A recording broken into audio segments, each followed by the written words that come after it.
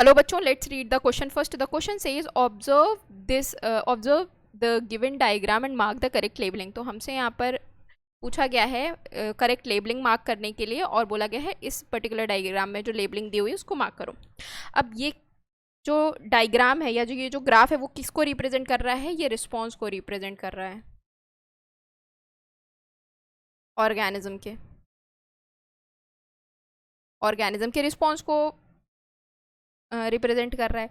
अब यहाँ पर आप देख रहे हैं कि इंटरनल टेम्परेचर और ये जो एक्सटर्नल टेम्परेचर है, चाहे वो कैसा भी हो, ठीक है ना, यहाँ पे चाहे वो कैसा भी हो, पर इंटरनल टेम्परेचर एक रेंज में मेंटेन है.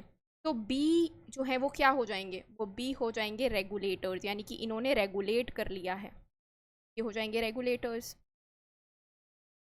जैसे कि ह्यूमंस, तो 37 डिग्री सेल्सियस जो इनका बॉडी टेम्परेचर है वो हर समय मेंटेन रहेगा, चाहे एक्सटर्नल टेम्परेचर जैसा भी हो, चाहे समर्स हो चाहे विंटर्स हो. तो ये रेगुलेटर हो गए यहाँ पे बी वाले.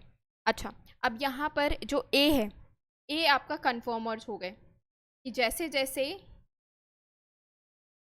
कन्फर्म जैसे जैसे आपका जो सराउंडिंग्स का इन्वायरमेंट है वो चेंज हुआ, जैसे जैसे सराउंडिंग में टेम्परेचर चेंज हुआ वैसे वैसे इनके भी टेम्परेचर चेंज हुआ इनकी बॉडी को, क्योंकि ये रेगुलेट नहीं कर पा रहे, तो इसीलिए इनको कन्फर्मर्स बोला जाएगा.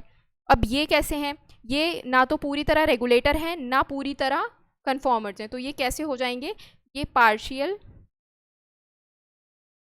रेगुलेटर, या आप इन्हें पार्शियल कन्फर्मर्स भी बोल सकते हो, ठीक है. तो अब हम ये देख लेते हैं कि हमें ये मैचिंग कहाँ दी हुई है.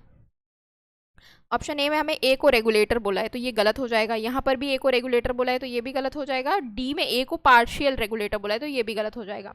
सी में ए को कन्फर्मर बोला है, बिल्कुल ठीक है. बी आपका रेगुलेटर, बिल्कुल ठीक है. सी पार्शियल रेगुलेटर, ये भी ठीक है. तो करेक्ट आंसर क्या हो जाएगा बच्चों? आपका करेक्ट आंसर हो जाएगा ऑप्शन नंबर सी. होप आप लोगों को ये सोल्यूशन समझ में आया हो. Thank you, all the best.